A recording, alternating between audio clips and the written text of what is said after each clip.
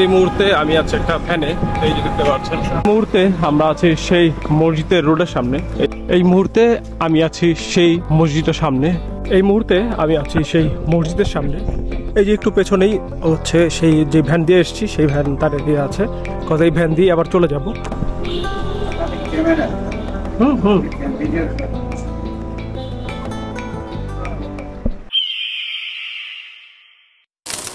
Hello everyone, সবাইকে স্বাগতম জানাচ্ছি আরো একটা নতুন ভিডিওতে, চুয়াডাঙ্গার দ্বিতীয় এপিসোড সেটা থেকে। এই মুহূর্তে আমি আমার হোটেল সেটা থেকে বের হলাম। আপনারা দেখতে পাচ্ছেন এই ছিল হচ্ছে হোটেল। এখন হোটেল থেকে বের হয়ে আমরা আজকে ফার্স্ট যে লোকেশনটাতে যাবো সেটা হচ্ছে একটা মসজিদ। এটা হচ্ছে এখান থেকে খুবই কাছাকাছি। এটার নাম হচ্ছে ঠাকুরপুর মসজিদ। এই মসজিদটাতে যাবো। এই মসজিদটা এখানে খুবই একটা ইউনিক একটা মসজিদ এবং এটা নিয়ে কথা আছে যেটা নাকি এক রাতের মধ্যে হয়ে গেছে। এই মুহূর্তে আমি আছি একটা ভ্যানে, এই যে দেখতে পাচ্ছেন ভ্যানে। তো এখান থেকে চলে যাচ্ছে হচ্ছে ঠাকুরপুর, যেটা বললাম এখান থেকে খুব কাছাকাছি। তো চলুন ঠাকুরপুরের দিকে। আর এই হচ্ছে রোড। মহিষের কাছে দেখুন, বহু বছর পর দেখলাম। এই মুহূর্তে আমরা আছি সেই মসজিদের রোডের সামনে। এই যেখানে দেখতে পাচ্ছেন এই হচ্ছে মেইন রোড, আর এই ভিতরে হচ্ছে মসজিদটা। চলুন সব মসজিদের সামনে যাই। এই মুহূর্তে আমি আছি সেই মসজিদের সামনে। এই যে দেখতে পাচ্ছেন এটা হচ্ছে মসজিদের গেট। বাট এই মসজিদটাকে ঠাকুরপুর মসজিদের পাশাপাশি পীরগঞ্জ জামে মসজিদ নামে অনেকেই চেনে এবং এটা এই নামেই লেখা। এই যে এখানে দেখতে পাচ্ছেন মহিলাদের জন্য নামাজের স্থান দেওয়া আছে। আর এই হচ্ছে মূল যে মসজিদটা, সেইটা বেশ সুন্দর একটা মসজিদ। এটা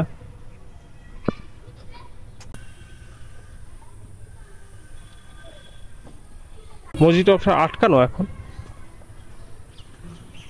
আর ভিতরে বোঝা যাচ্ছে পুরোটা টাইলস করা। এই মসজিদটার ব্যাপারে বলা হয়ে থাকে যে 1698 দিকে পশ্চিমবঙ্গ থেকে একজন সাধক পুরুষ, যার নাম ছিল হচ্ছে হযরত আফু শাহ, তিনি এখানে এসে একটা খানকায় তৈরি করেন এবং পরবর্তীতে এই যে মসজিদটা এটা তিনি জিনদের দ্বারা মানে তৈরি করেন এবং এক রাতের মধ্যে। তো এই একটা বিষয় এখানে আছে, যার কারণে এটাকে অনেকে জিনের মসজিদও বলে, কারণ সেটা নাকি এক রাতের মধ্যে তৈরি হয়েছে। তো এটা আসলে সত্যতা কতটুকু সেটা তো জানা যায়নি, বাট বাংলাদেশের এরকম অনেকগুলো মসজিদকে নিয়েই এই কথাটা আছে, এক রাতের মধ্যে বা জিনদের দ্বারা তৈরি হয়েছে। যেটা আপনার যদি আমার ঠাকুরগাঁয়ের ভিডিওটা দেখেন, ওইখানেও আমরা এমন একটা মসজিদে গিয়েছিলাম। ওই মসজিদটাও কিন্তু বলা হয় এরকম এক রাতের মধ্যে তৈরি হয়েছে এবং এটাকে জিনের মসজিদ বলে অনেকেই। তো এরকমই একটা মসজিদ হচ্ছে এই মসজিদটা। দেখতে পাচ্ছেন এখানের যেই মিনারগুলো সেগুলো হচ্ছে সবুজ কালারের, আর এই মাঝখানেরটা হচ্ছে গোল্ডেন কালারের, মানে সোনালী বর্ণের আর কি। আর এই যে মসজিদটা, এই পুরো অংশটা জুড়ে এই টোটালটা হচ্ছে 30 বিঘা জমির উপরে। এই মসজিদটা ছাড়াও কিন্তু এখানে দেখতে পাচ্ছেন সামনে অনেক জায়গা আছে। আর ওইখানে মেবি একটা এতিমখানাও আছে এই মসজিদেরই আন্ডারে, ওই যে দেখতে পাচ্ছেন। এবং আফুসার যে কথাটা আপনাদেরকে বলছিলাম, ওইখানে লেখা আছে ওইটাই, পীরগঞ্জ হজরত আফুসা ইসলামিয়া মাদ্রাসা এতিমখানা ও লিল্লাবুট। ওই যে ওইখানে তার নামটা কিন্তু আছে। আর এই জায়গায় হচ্ছে ওয়াশরুম, এই জায়গায় হচ্ছে ওযুখানা, এই সামনে গেলে দেখা যাবে। এইটাতে মেবি এই গম্বুজ, এই তিনটেই যে সামনে তিনটা দেখা যাচ্ছে। এদিক থেকেও পিছনে ওগুলো হয়তো বা এটার জায়গা কিনে জানি না, ওই গাছগুলো যেগুলো দেখা যাচ্ছে আমার মনে হয় কালো টাঙ্কিটা দেখা যাচ্ছে। এই পর্যন্তই হয়তো মসজিদের এরিয়া। তারপর এখানে বিশাল, হয়তো বা ওই পিছনেরটাও হতে পারে। এই জন্য 30 বিঘা তো আসলে অল্প জায়গা নয়। এখানে আছে যে 30 বিঘা জমি টোটাল। এই জায়গাটায় একটা ওরস হয়, যেটা হচ্ছে বাংলা মাসের 12ই ফাগুন। এখানে প্রতি বছর একটা ওরস হয় এই জায়গায়। এটা নাকি গত প্রায় 300 বছর ধরে হয়ে আসছে। তো এটা অনেক পুরাতন একটা রীতি আর কি।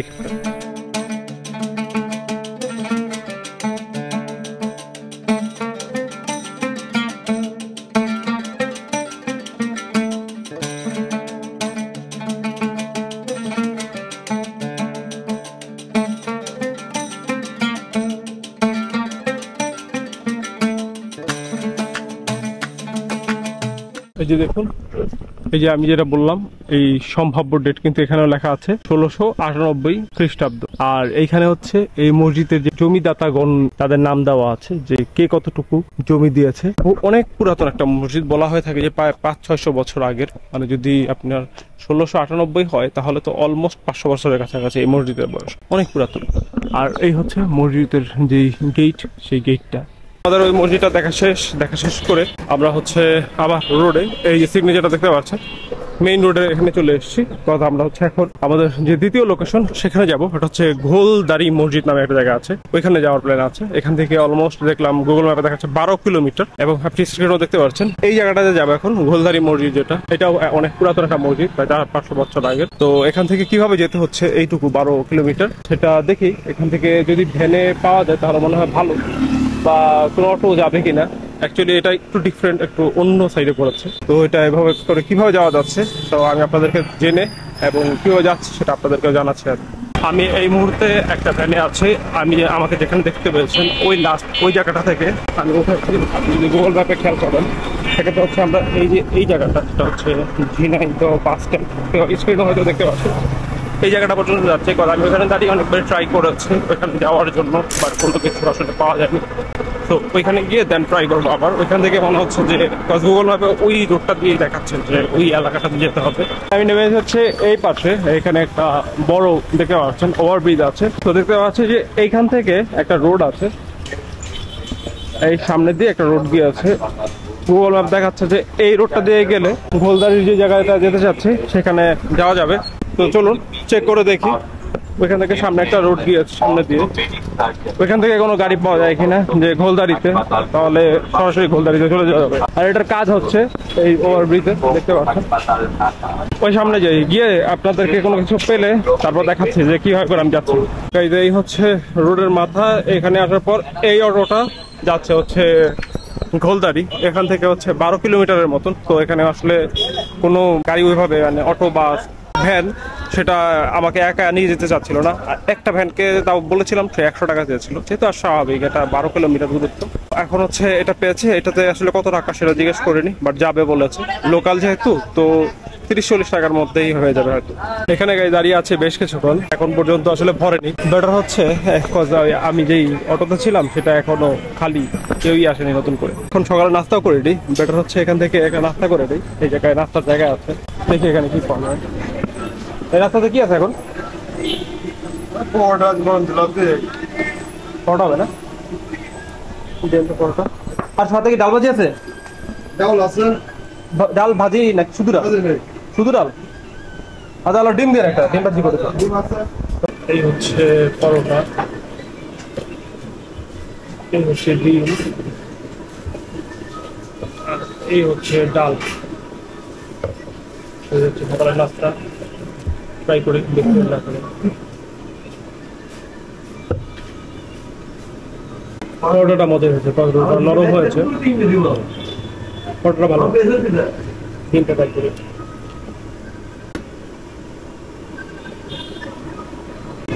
ঠিকঠাক আছে। সকালে নাস্তা করা শেষ, আর নাস্তার বিল এসছে 40 টাকা। যেটা বললাম এখানে আসলে খরচ মোটামুটি কমই দেখছি আমি। এখানে ছিল পরোটা 2টা, ডাল একটা আর একটা ডিম, টোটাল এরপরে 40 টাকা এসছে। তো ভালোই। সেখান থেকে হচ্ছে একটা পানি কিনবো। আর এরপর আমি যে অটোর জন্য দাঁড়িয়েছিলাম সেই অটো এখনো সেম জায়গাতে দাঁড়িয়ে আছে, মানুষজন কম এই সাইডে, এখানে ভরেনি এখন পর্যন্ত। ফাইনালি গাইজ আমরা হচ্ছে অটোতে যাওয়া শুরু করেছে। যে অটোতে ফার্স্ট নিয়েছিলাম ওইটাতেই যাচ্ছে, আমিও বের হয়েছে যাওয়া শুরু করেছে। তো এই হচ্ছে আমরা হচ্ছে যাচ্ছি ঘোলদারির দিকে।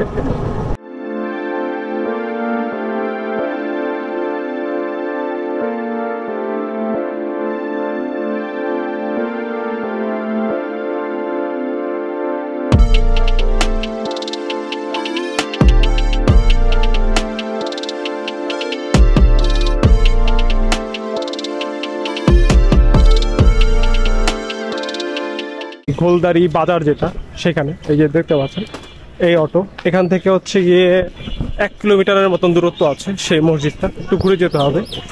তো ফার্স্ট হচ্ছে আগে আসলে আজকে প্রচন্ড গরম পড়েছে এদিকে, এই দিকের যেটা বললাম যে এদিকে গরম অনেক বেশি থাকে। তারপরও যেহেতু আমার চা খেতে হয়, ওই গরমের ভিতরে চা খাবো ভাবছি আশেপাশে।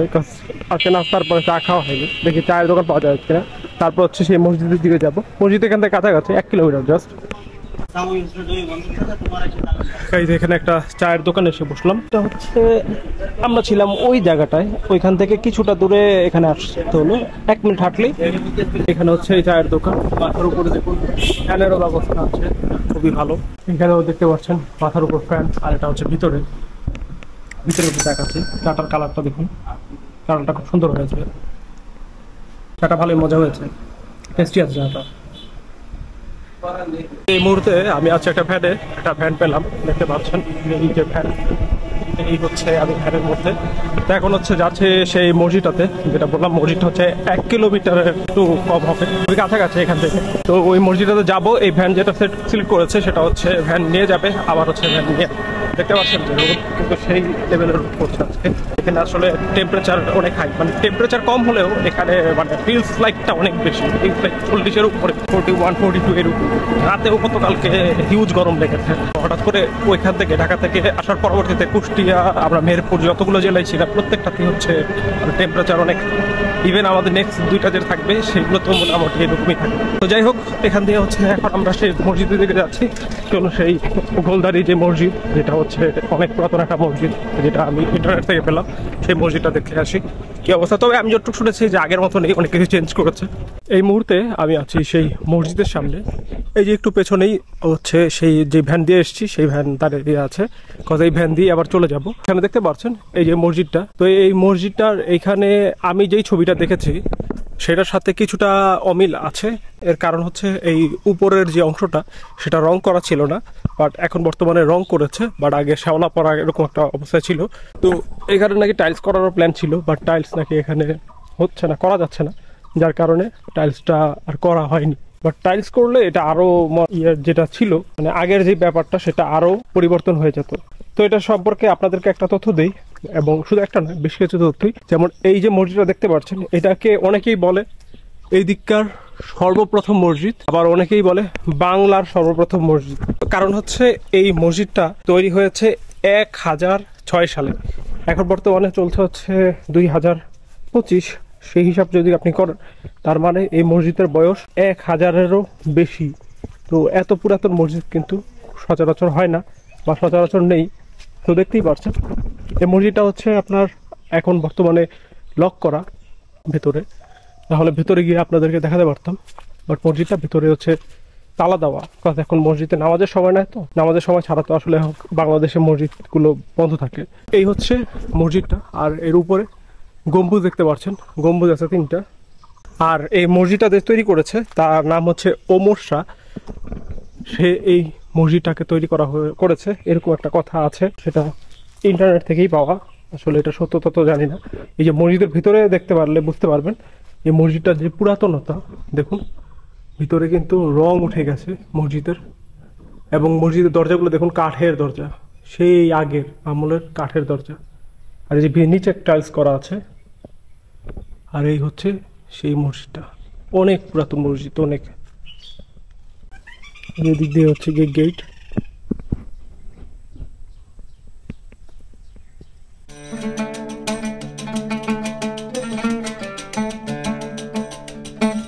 আর এই মসজিদের যে সামনের অংশটা, সেখানেও বেশ জায়গা আছে। এখানে কবরস্থান দেখা যাচ্ছে, যে মানুষ কবর দেওয়া আছে এখানে অনেকগুলোই।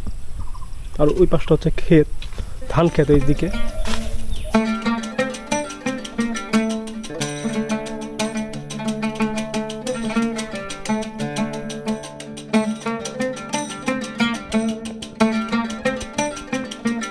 আর এটার যে মূল গম্বুজগুলো সেটা হচ্ছে 3টা গম্বুজ। এই যে 3টা সবুজ গম্বুজ দেখতে পাচ্ছেন, এই 3টা এখানে দূর থেকেই দেখা যাচ্ছে।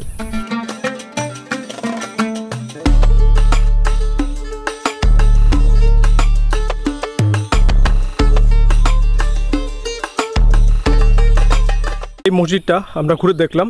তবে আপনারা যারা চুয়াডাঙ্গার বাসী আছেন বা এই দিককার যারা লোকাল, তারা আসলে বলতে পারবেন এটা কি আসলে 1006 সালে স্থাপিত হয়েছে কিনা, এরকম কোনো তথ্য আছে কিনা, মানে এটা শিওর কিনা। কজ এটা আমি ইন্টারনেট থেকে পেয়েছি, তো এটাকে আমি একদম 100% অ্যাকুরেট ধরতে পারছি না। তবে যদি এটা হয় তাহলে আই থিঙ্ক এটা আসলেই অনেক পুরাতন একটা মসজিদ হবে। 1006 সাল যদি হয় তাহলে 1000 বছর পুরাতন এই মসজিদটা। তো এই ঐতিহাসিক মসজিদটা দেখা শেষ। তবে মসজিদটা খোলা থাকলে আরো ভালো হতো, তাহলে আমি আপনাদেরকে একটু ভিতরটাও ঘুরে দেখাতে পারতাম। বাট মসজিদটা যেহেতু তালাবদ্ধ এবং আশেপাশে কেউ নেই যেটা খুলবে, এটা নামাজের সময় ছাড়া খোলা যাবে না। আবার আমাদের সময় শর্ট আছে, আমাদেরকে আবার ব্যাক করতে হবে, কারণ 12টার সময় আমাদের যে হোটেল নেওয়া সেটা থেকে মুভ করতে হবে। তো এখন হচ্ছে আমরা এখান থেকে তাহলে মুভ করছি, যে ভ্যান দিয়ে এসেছি যেখান থেকে এসেছি আমরা এক্স্যাক্টলি ওইখানটা পর্যন্ত যাব। এটা হচ্ছে মসজিদে আসার রোড, এই যে দেখতে পাচ্ছেন দুই পাশে হচ্ছে ধান ক্ষেত। ওটা হচ্ছে মেইন রোড, ওই দিক দিয়ে এসে এখানে এদিকটা দিয়ে ঢুকতে হচ্ছে। আর এই ছিল মসজিদ।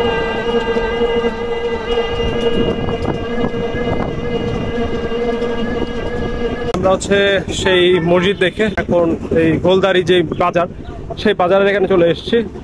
আর ভাড়া লেগেছে হচ্ছে 40 টাকা, 20 টাকা ছিল ভাড়া যেতে আসতে, কত একদমই কাছাকাছি যেটা বললো। বাট সে যেহেতু বসছিল এবং আমাকে বলছিল যে ভাই আপনি যা চান তাই দিয়ে যা ইচ্ছা দেন, তো তখন আমি তাকে 40 টাকা দিলাম, ডাবলটাই দিলাম। এখান থেকে হচ্ছে অটো এই যে এখানে দাঁড়িয়ে আছে, এগুলো সব চুয়াডাঙ্গা যাবে মেইন শহরের দিকে। তো এখান থেকে যে কোনো একটা দিয়ে চলে যাবো চুয়াডাঙ্গা। এখানে আমার ভাড়া লাগবে হচ্ছে 40 টাকা। এই মুহূর্তে আমি আছি এখন একটা ভ্যান পেয়ে গেলাম, এটা দিয়ে চলে যাচ্ছে হচ্ছে চুয়াডাঙ্গা মেইন সিটিতে। ভাড়া লাগছে 40 টাকা যেতে থাকে।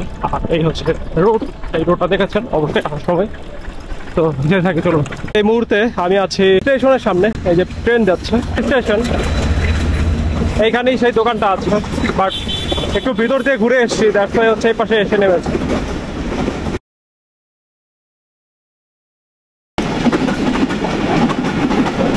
এই যে চুয়াডাঙ্গা,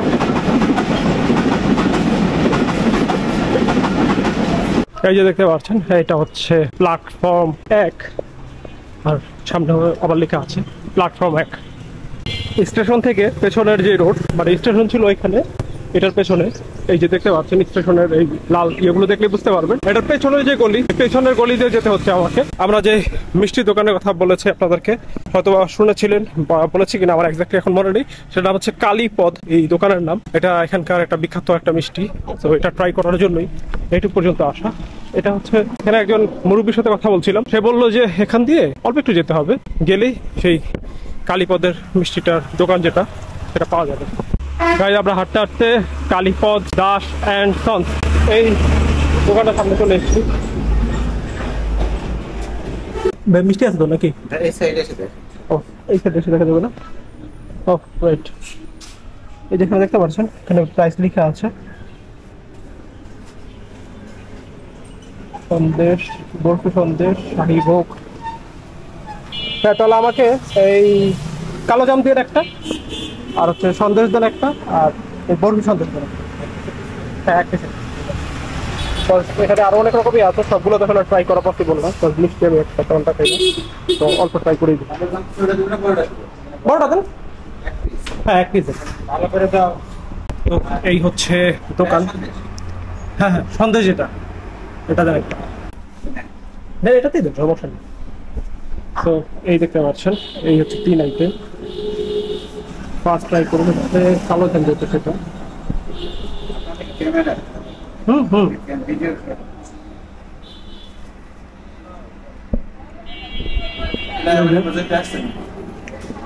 ঘোরার জন্য,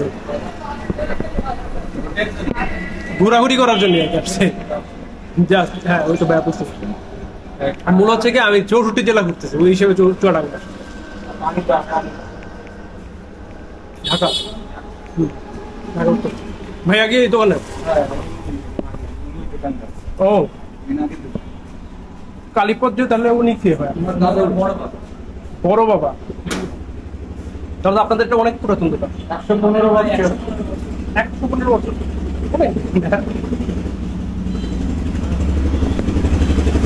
ভালো। এটা হচ্ছে সেকেন্ড আইটেম, এটা মেবি সন্দেশ।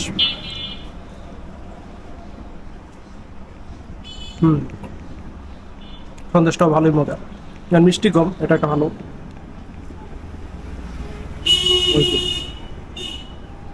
আমি তো তাড়াহুড়া করছি, বিকজ আমাদের এখান থেকে আবার নেক্সট জায়গায় চলে যেতে হবে, তবে আজকে একটু লেট হয়ে গেছে। জিনিসটা খুবই মজা। আপনাদের কি আর কোনো শাখা আছে নাকি ভাই? আর এটা মেইন কি? এটা হচ্ছে লাস্ট আইটেম।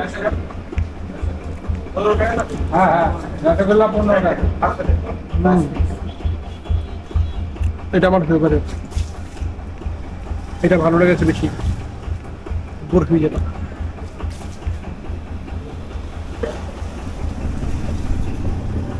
দেখুন পুরোটাই হচ্ছে দুধ দিয়ে বানানো, দুধের সর।